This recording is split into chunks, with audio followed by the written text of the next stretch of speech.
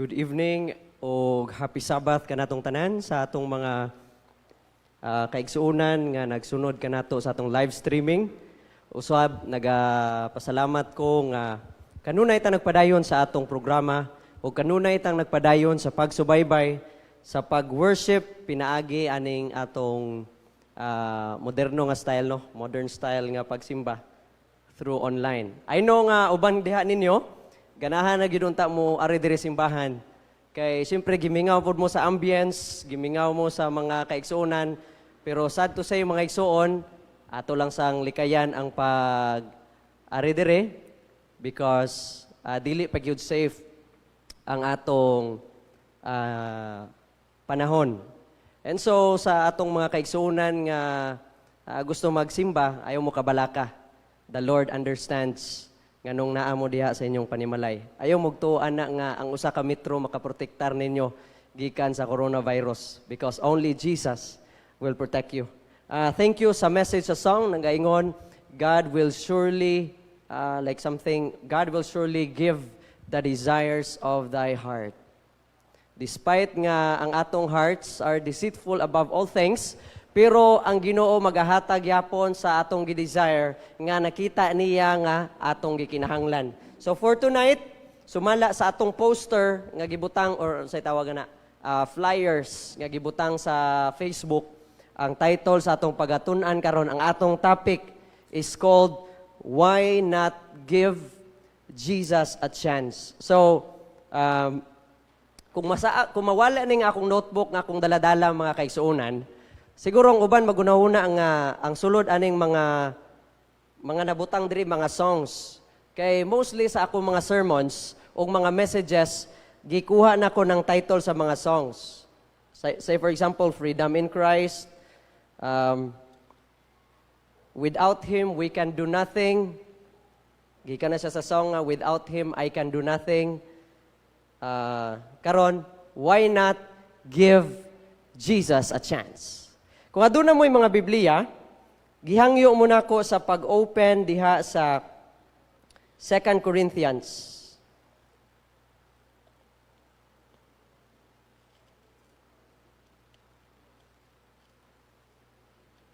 Okay, nalimot ko pag-record sa akong copy, no? Pero makita na. 2 Corinthians. So sorry.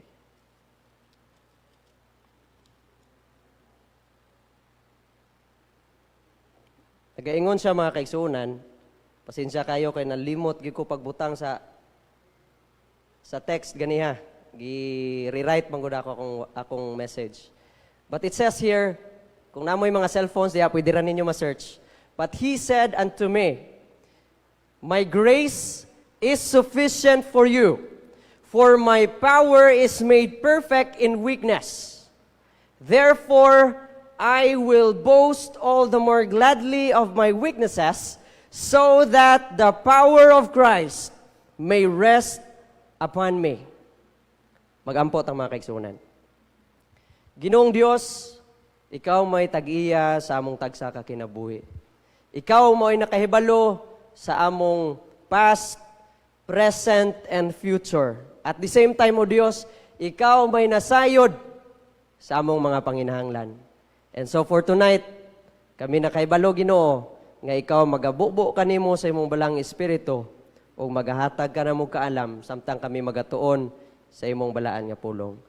Pasaylua kami sa mga sala sa ngalan ug gahom ni Ginoong Hesus. Amen.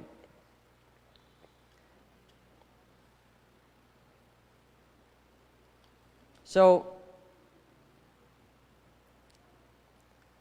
ang writing nga akong gibasa mga kaigsuonan is from, gisulti to siya ni Paul. Kita nakailatan ni Pablo nga usa siya sa mga apostle nga grabe kaayo kasikat diri sa New Testament. O kung imong tan-awon ang iyang experiences, naa siya'y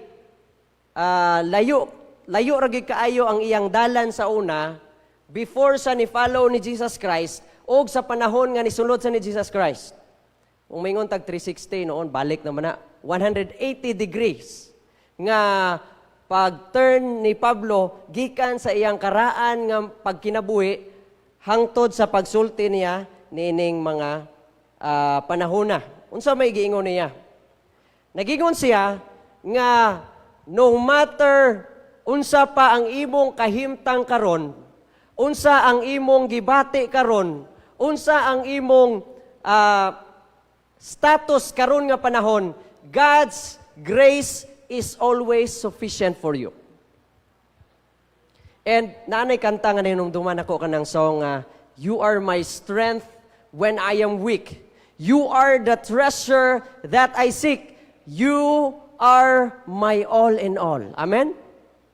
Tungod mga kaigsunan, kay kung wala ang Diyos, wala ang Ginoo kanato, without Jesus Christ and without the power of the Holy Spirit, kitang tanan mga kaigsunan, wala gyud. Nakoy kaila nga dili kayo sa tig-uli og tithes. Nidaghan ang iyang kwarta, of course, syempre kung naa kay income nga butang nato, naa kay income 20,000 per week. So ang tithes dili pa gyud nimo iuli, di pa gyud ka mohatag og offering, mas dako gyud ang imong kwarta kumpara sa mga nagdawat og 20,000 nga gauli og tithes. But kabalo mo mga kaigsunan, one time sa iyang pag-travel, niagi siya sa lugar nga kanang utang na to, mingaw-mingaw nga lugar, mingaw-mingaw nga part sa city, o dito gikuha ang iyang kwarta. So, unsay nakalahi sa tao nga faithful sa Ginoo, sa tao nga nagasalig sa Ginoo wala. Kung ikaw nagatanaw karon, nagasalig ka sa Ginoo, I know nga ang Ginoo magapanalipod kanimo bisan pa sa kalisod sa imong kinabuhi. You know what? Every individual aims for success. Ang uban siguro, ganan sila kanang ginasulti nga, I'd like to experience rainbow after the rain. Unsay bot pasabot ana? Gusto ko nga makagawas gikan sa mga trial sa akong kinabuhi. Ang uban gusto sila nga mutaas ang ilang income, ang uban okay ra nila dili mutaas ang ilang income as long nga debt-free. Wala na sila utang. Siguro wa po'y tao diri nga maingon nga ganahan ko magsigig pangutang. Nakoy Bible student dito sa ginabisitaan ako dito sa Bohol sa una nga gusto na siya maghikog mga kaigsuunan. Kay ganuman naanay mga unsay tawag na? Naanay mga tawag gikan sa korte lahi nga mga tao. Multiple persons kay iyang giutangan, unya dili na siya makabayad. Kung madawat niya ang iyang income for that month, bisan pa ibayad to niya tanan, wala na gyoy kulang gyapon. So lain po dili sa mukaon. So ang nahitabo niya, mangutang na pud siya. So magpatong-patong ang iyang utang. Siguro uban nato nga naminaw karong gabi una, nagunahuna ta nga Ginoo. Bahalag dili ko madato, bahalag wala ko'y kwarta, basta mahurot akong bayronon. Basta mahurot ang akong utang. Una-unaan ninyo, let me give you a bit of an activity. Think of something pinaka-importante sa imuha karon. Nga kanang, kung tagaan kag opportunity sa Ginoo nga ma-solve nimo, ihatag dayon diha. Siguro makauna-una mo nga, gusto ko makabalay. O nakoy kaila diri nga gusto ko nga masettle na ang akong kaminyoon. Oh, by the way, i-pray nato no si Sister Giselle, ang asawa ni Brother Kevin, nga mangin okay ang iyang delivery or kung unsa may kahimtang dito karon nga naa ang Ginoo. So, natay mga needs, natay mga gikinahanglan.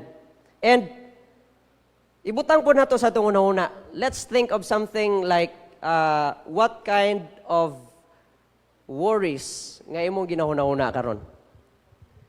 Unsa nga kabalaka ang imo gusto nga isolve sa imong kinabuhi? It might be money, it might be health. Sa mga estudyante, gusto na gyud ko maka-degree. Gusto na ko mahuman na ang akong pag-eskwela. Ako mga kaigsuunan, wala gyud ko naghando mag-teacher.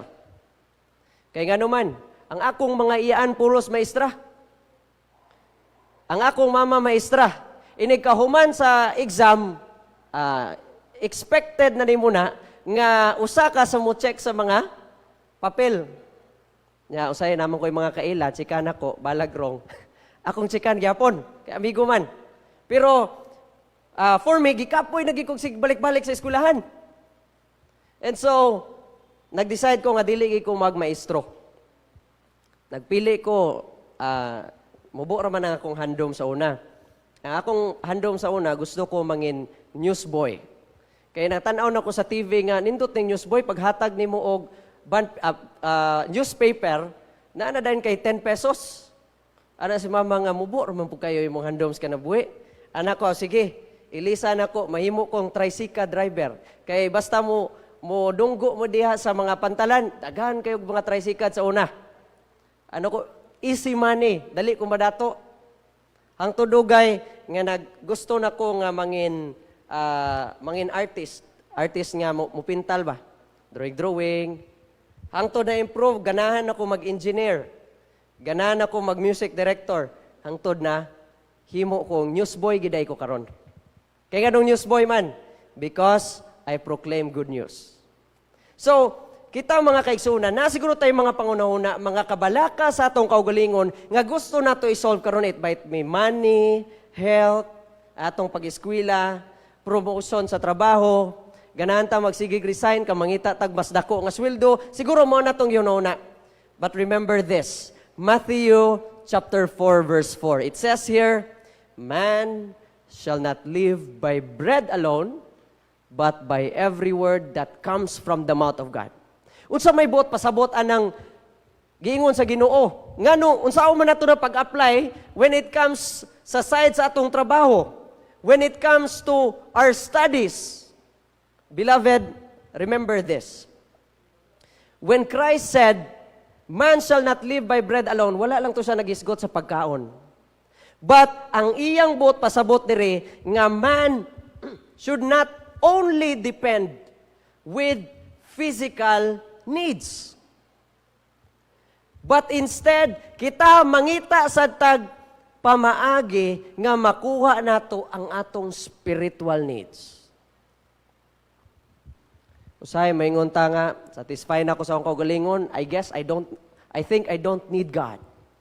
I think the only thing I need right now is money, work, friends. I don't need God. And so mga kaigsuunan, daghan kaayo nga mga tao ang nasayop sa ilang panghuna-huna tungod kay nagtuo sila nga ang mga spiritual nga gikinahanglan nato sa Ginoo dili na nato kinahanglan nga makuha or kabuton. Nagingon, man cannot live without divine intervention. Kani palang daan mga kaigsunan, naman tayo mga estudyante diri nga medicine, naapod tayo doctor diri, makarelate gud siguro mo ani. Kana palang daan ang pagpagawa sa bata gikan sa tiyan sa iyang inahan. Mao na say panahon nga magsigig ampo ang mga tao kay dili ta makasiguro kung ma-save ba gyud ang bata 100% or kung mugawas ang bata basin dili sad healthy. Or kung mugawasan ang bata, kasi kulang po og mga parts sa lawas. And so, ang halos sa mga butang diri sa kalibutan without God's intervention is risky. Risky sa mga kaigsunan. That is why kinahanglan nato ang God's divine intervention in every situation or every higayon sa atong kinabuhi. Unsa pay gingon, man will not succeed without divine intervention. Na ako'y kauban sa una nga nag-Bible study. Kato siya, dili sa kamo, ilunggo man ko mga kaigsunan, niya, pagkaabot dito sa mua, dili sa kamo mo ilunggo kay taga-Palawan siya. Ana siya nga, Lord, ako na lang gining ikuani mo. Di sila magkasinabot sa ilang Bible student. Pero giampo niya sa Ginoo. With God's intervention, ang usa nag-istorya sa lahi nga dialect, ang usa nag-istorya sa lahi nga dialect.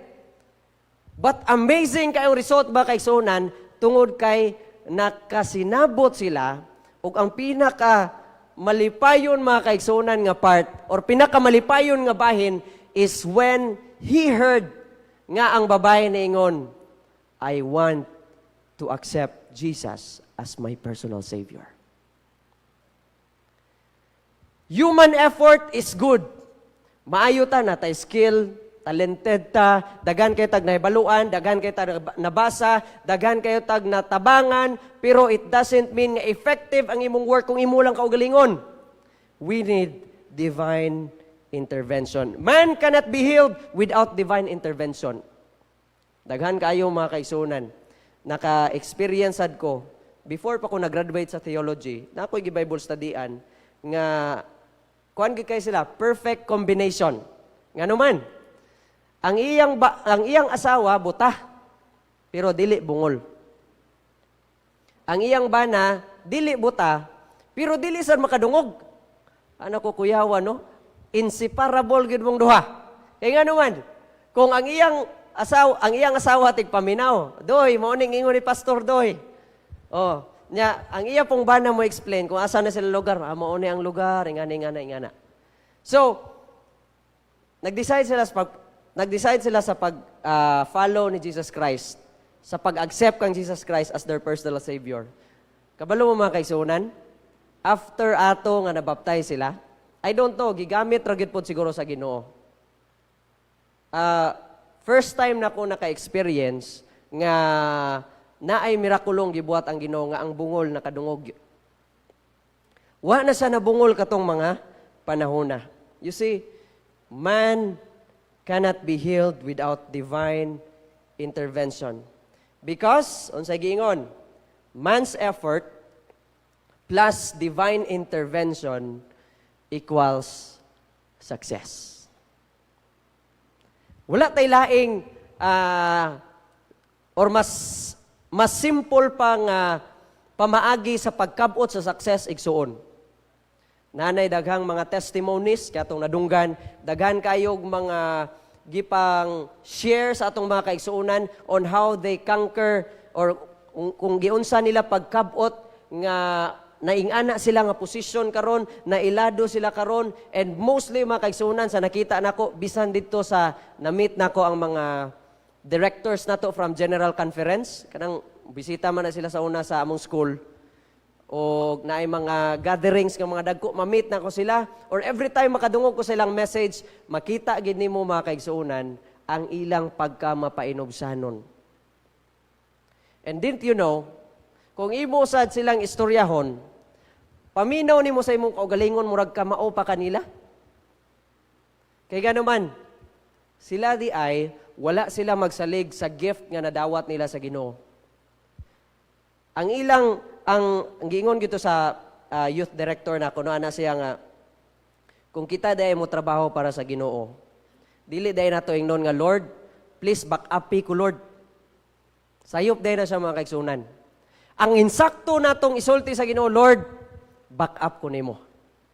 Ikaw mo'y frontliner ani Ginoo, ikaw mo'y akong espada, ikaw may akong shield. That is why the song says, you are my strength when I am weak. You are the treasure that I seek. You are my all in all. Quick review lang ta mga kaigsunan sa kinabuhi sa mga Bible heroes. Kung imong tanawon mga kaigsunan, si David. Si David, gigamit sa Ginoo aron sa pag-away sa mga Philistines. Before siya naabot dito mga kaigsunan, nag-confess siya nga I have killed a beast using only my bare hands. Pwede ba na nga patyo na to ang mga beast sa field? Using our bare hands? Mga kaigsunan, naagyo'y something nga nakig-uban ni David during that time. And I believe with all my heart, that was the intervention of God. Another one, si Goliath nagsigig-singgit dito nga away klaro na inyong Ginoo. Iyang gibalikas ang Ginoo sa Israel. Kung imong tanawon, si King Saul, usa siya sa mga kilala. Ilado kayo siya sa iyang posisyon, mabitong gimo siyang hari kay dako siya nga tawo, at the same time kusgan, o dili lang sa kusgan, maayo pud siya sa pakig-away. But you know what? Wala sa mga tubang ni Goliath. Dako kayong kaulawan sa ginharian sa Israel. Dako kayong ulaw kayo sa iyang ginharian, nga siya mo'y leader, siya po'y nahadlok. Number one nga nahadlok, ba't kabalo mo? si David. Kasabaan pa gani siya sa iyang mga maguwang. Ang naitabo mga kaigsunan, mao ni. Nag-ingon si David, kung nakainomdom mo, 1 Samuel chapter 17 verse 45. Ikaw, naa ka diri, nagdala ka sa imong spear o sa imong shield. But for me, I am here, o ang akong dala, mao ang ngalan sa Dios nga buhi nga didto sa langit. Makita nimo mga kaigsunan, kung unsa sila ka-dependent sa Ginoo. Uy mong tanawon bitaw no. Ang ilang experience di punta makaingon nga normal ra to siya. Dili gid po to basta-basta kay it might take their lives from them. They might be dead in an instant. They might suffer the consequence, but for them, my strength is not enough. But God's intervention is very, very powerful. Nag-take ko og kanang, dili man gyud ta angay ma-proud ani no? Pero, mura na kong na-proud pod kay, mo ni nahitabo mga kaigsuonan. Sa diri pa ko sa, dito ko sa Bohol mga kaigsuonan, na ay katong gitawag nila nga Global Youth Day. Global Youth Day. And on Sunday, kinanglan mag-gather ang tibok youth sa Bohol. Unya, nagproblema ang mga batanon kung unsay ilang sakyan padung dito sa venue. Kay naay mga sakyanan ang mga kaigsuonan, pero walay driver. Ano ko haya-haya nila ning na sila yung mga sakyanan, walay driver. Nag-offer ko mga kaigsuonan nga ako'y mo drive. Nalimot ko ang akong license para raday sa motor. So na mag-drive man ko diri sa Cebu. Drive ko di sa Lapu-Lapu. Wala ko'y license, may gani kaluyan sa Ginoo, wa gid po ko sagiran, wa gid po maunsa. Napugos ko mga kaigsuonan og kanang re-update sa akong license from restriction 1 to restriction 1 and 2. So naiadto ko dito kuan, niadto ko LTO. Butang na to karong Sunday na, nya Thursday, Wednesday ko nag-take og exam. Pag take na ko og exam, makisunan anak ko nga, ngayon tagdili na lang mo take og exam, kay pareha man gyapon eh. Sa pag-take na ko diri sa linaw, mo man gyapon ang mga questions. Maro man, turn left, mag-signal sa left. Turn right, mag-signal sa right. Nya kung motor og sakyanan, pareha man pod. Sa motor, kung ang green light go, sa sakyanan, green light go pod. Ako yaw po ng green light, stop sa sakyanan, no? And so, to make the story short, pag-take na kong exam mga kaigsuonan, feeling ko 5 ra gyud or 5 to 15 ra akong check. Anak ko Ginoo, padribon ba ko nimo way lisensya ni Ginoo? Igog ampo sa Ginoo mga kaigsuonan. And after pagtanaw na ko sa result mga kaigsuonan, 3 mistakes. Pero actually, ang sure ra gyud nako nga answer is kanang 15 ra. Ang uban, na gina 50 to 75% pataka na gito mga kaigsuonan. But I believe it was God nga nagtugot kanako nga makapasar. Another experience mga kaigsuonan, na ay kaigsuonan po dito nga sa iyang nag-take siya civil service. Nag-take siya na siya nga, butang na to up to 100 o ang gi-require na, butang na to 80. Ana siya, 60 ra gyud kuno ang iyang sigurado pod nga answer. Nya, nagingon last 5 minutes. Okay, bawo na ta, basta mo take og exam, last 5 minutes, awa na. Ako sa high school ko, basta last 5 minutes, C na natanan akong answer, basta multiple choice. Kaya na ko nga, C stands for Christ. Because Christ will help me pass this exam. Ika na mga kaigsuonan. So ano siya, gipatakaan ako niya. And then nagampo sa Ginoo, Lord, ikaw na'y bahala, Lord. Paggawas dito mga kaigsuonan sa ilang classroom nga kuhaan og exam, ana siya nga sa mga kauban nga, Brad, naglisod mo ko pag-take, Brad. Kamo, ay, sayon ra kayo, Brad, oy, kay nakuha na mo guna na mo sa una, kay ang iyang mga kauban, nag-retake na. Yan na sa, Brad, sayon lagi kayo, Brad. Naglisod ay ka? Not knowing. Next week, naabot ang ilang result. Pagtanaw dito sa City Hall, katong iyang mga kauban pa'y wala nakapasar. Siya pa'y nakapas, nga, ana siya, 60 ra gyud ang sigurado na ko to, gi-testimony niya sa church, ing anak ka maayo ang Ginoo kung iyang kabubuton mo'y matuman. And so mga kaigsunan, si David, napatay niya ang mga beast gamit lamang iyang mga kamot with divine intervention. The same thing, gipildi niya si Goliath, nga unsa ra may inoon si David, mas taas man ako si David sa aktual. Pero sa iyang time si David mubo ra nga tawo ganiya nagisgot mi ni Sister Kane nga ganahan ko siya taas. Oh, ana po si Dale nga kanang nindot gyud ko nung taas kay sana. Oh, ana ko nga nindot man gud ang mubo.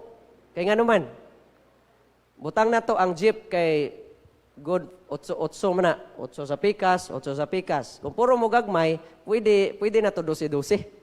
So nga na sa mga kaigsunan, kuan ka ng mafitra ka. So, si David, gamay ragid kayo yung taon sa mga kaigsunan. Pero grabe ang mirakulo nga gihatag sa Ginoo niya. Another example, Bible hero mga kaigsunan, si Moses. Si Moses, naana siya mga igsuon sa time nga mura na gid siyang ma-discourage. Mura na gid siyang mag-uol. Nga naa ng mga Egyptian sa ilang likod. Dayon ang iyang atubangan pulos tubig. Naa siya sa Red Sea. And then mga kaigsuunan, ang iyang mga kauban dito, gidala-dala pa minimo diri. Mayo pag dito mi sa Egypt, kay buntag rami bunalan. May pag dito na lang mi, kay makakaon mi. Gidala raman day minimo aron mamatay diri. Pero mga igsuon, He knows with His own might, wala gid siya mahimo. Kinsa may makatunga sa dagat. Sa song nagaingon, Moses and God's people, they have nowhere to run. But then the waters of the Red Sea stood upon. Gitunga mga kaigsunan sa Ginoo ang Red Sea o gipaagi sila ni Moses uban sa iyang mga katawhan. And they were saved. Divine intervention. Mga kaigsunan, basing ganahan po mo maka-experience, anak. Lord, di nagi ko kaulig Mindanao. Wagi ko'y pamiliti, Lord, tungaan na lang ang dagat. Lord, muli kog Negros, muli kog Iloilo, mato kog Manila. Pero mga kaigsunan, gitugot sa Ginoo sa unang panahon. I believe with all my heart nga kung kinahanglanon na gid sa tao, ang divine intervention nga ginahatag sa Ginoo mangin greatest miracle of our lives. Another experience of Moses is this. By his own power, he cannot free his people from Pharaoh. Pero unsay nahitabo mga kaigsunan? Divine intervention gihapon. Question, how does it feel to experience divine intervention in your lives? How great it is to witness yourself nga makita gid mo nga grabe ang Ginoo. Ang buta iyang gipakita. Ang mga dili makabarog napabarog sa Ginoo. Grabe ang Ginoo mga kaigsunan.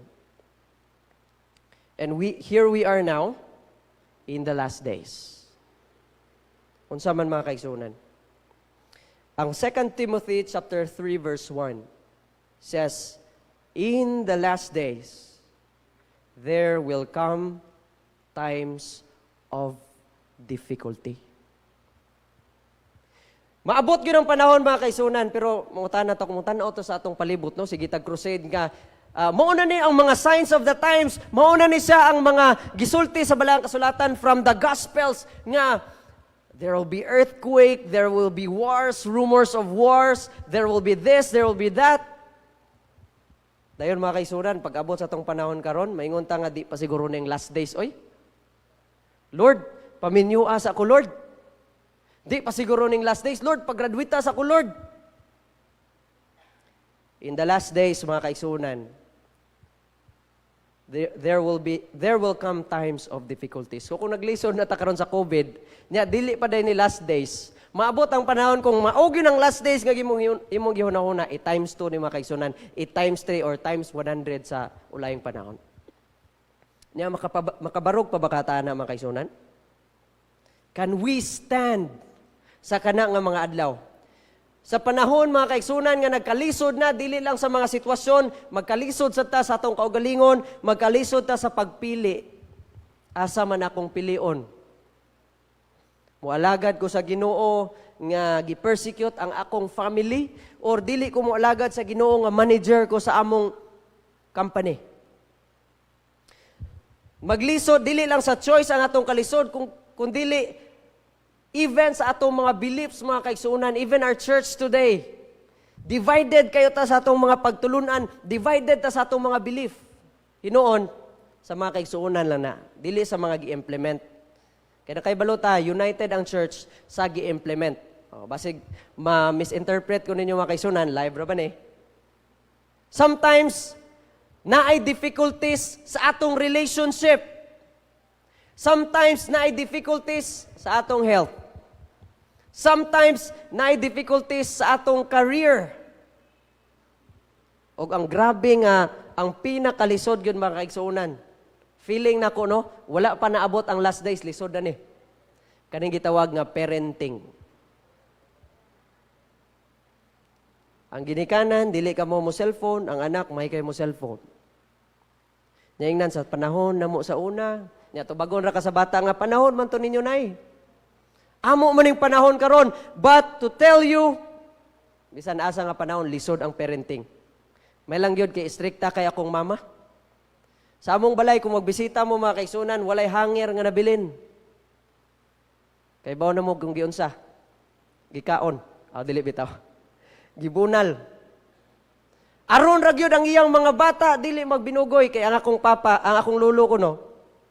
Sa Argao sa una, taga Cebu man gid akong mama sa Argao, ang akong lolo mo'y nailhan gyud nga perti kabuutan basta hubog. Nya ang akong lolo sumala ra po ni sa akong mama, na ako no sa 6'3 to 6'6 ang height. Unya mga kaigsuonan, og mahubog mo nay mangulata. Perting lisura, anak sa upat may kalalaki. Niya basig magsunod ko nung isa, iyang papa. Bahala ko nung ang hanger nga tag, kuan, ang hanger ko nung tulo ka bugkos 100. Mahurot, basta dili lang may masaag-saag. So mga kaigsuonan, grabe ang mga confusion sa atong panahon karon. And because of that, we thought we should fight for it using our strength alone. May gunta nga, Lord, gusto ko nga ma-overcome ni with my own strength, with my own power. Na song, no? Not by might, by nor power, but by God's Spirit. Tungod mga kaigsuonan, kay nagsaligta sa atong kaugalingon, ang resulta mo ni number 1, discouragement. Lord, nagsige man kog study, Lord, bisan Sabado, gani mag-study ko. Nga nung wala man ko kapas sa exam. Ang resulta mga another result nga makuha nato kung gamito nato atong kaugalingong strength, forgetting God's strength, ikaduha is fear. Ikatulo, mo-overthink na ta mga kaigsuonan. Lord, unsaon na ni Lord nga mauna niya akong kahimtang. Next, mo-compromise na ta. And then last one, mo-give up na ta. Mo di nga daghan kayo ga-give up. Kay balo ba mo mga kaigsuonan, the book of Corinthians, 2 Corinthians, chapter 10, verses 4 to 5 says, sa last days niya, the weapons we fight with are not the weapons of the world. Dili espada, dili baril. On the contrary, they have divine power to demolish strongholds. We demolish arguments and every pretension that sets itself up against the knowledge of God. And we take captive every thought to make it obedient to Christ. Mga kaigsuonan, ang atong greatest weakness in these last days, dili kay naay pusil ang imong kontra. Tungod mga kaigsuonan, kay mas grabig prinsipyo ang imong kontra. Let me ask you this. Are you confused? Are you in pain? Are you sad? Are you worried? Or are you tired? Before I take my seat, mga kaigsuonan, gusto ko mahimo og mubo nga appeal sa matag usa kanato. And so, if you are confused, if you are in pain, if you're sad, if you're worried and tired, give up. Undangi na igsuon. Unsay undangan mga kaigsuonan? We all know nga kita mo ay driver sa atong tagsa ka kinabuhi. And so kung ikay driver sa imong kinabuhi or driver ka sa imong car, it has to be you nga kanunay mo drive bisan nasa ka mo adto. But this time give up. Instead of driving your own car, give that car to Jesus. Or I should say, kung ikaw mo'y nagabugsay sa imong bangka, this is the time to give up. Dili ni siya mong panahon nga magpakalig-on ta sa atong physical. But this is the time nga ipakalig-on nato ang atong pagtuo diha kang Kristo. Give your life to Christ. Give Him a chance to drive you to a holy life, where there is full of joy, full of mercy that awaits you. Lastly, surrender to Him. Give Him chance to prove Himself, because Jesus will never fail. Mga kaigsuonan, before we pray, let me ask you this. Why not give Jesus a chance? Why not give Jesus a chance to prove Himself a worthy God to you? To prove Himself that He loves you and He wants to be with you. Shall we pray? Gamhana namong Dios, Ikaw mo'y tag-iya sa mong tagsa ka kinabuhi. Ang imong mga katauhan, naminaw sa imong pulong, naminaw sa imong minsay. Akong gipanginaot, Ginoo, nga Ikaw magahatag kanila og mindset nga dili kami angay nga musalig sa mong kaugalingon, kung dili angay kami nga mo depend, mulin diha sa everlasting arms. Salamat Ginoo sa imong grasya ug panalangin nga kanunay imong gibubuo sa imong katawhan, even though kami makasasala, even though we are not worthy to be here. And so Lord, we would like to give back our lives unto you. As Paul says, we'd like to beseech ourselves to become a holy sacrifice. Bless everyone tonight. Kung bisan unsa man nga kabalaka ang anak kanamo, itugot Ginoo nga kini mawala tungod kay si Kristo ana sa among kinabuhi. Thank you, dear Lord, sa tanan. In Jesus' name, Amen. Ang Dios magpanalangin kanato. Mayong gabi o happy Sabbath mga kaigsuonan.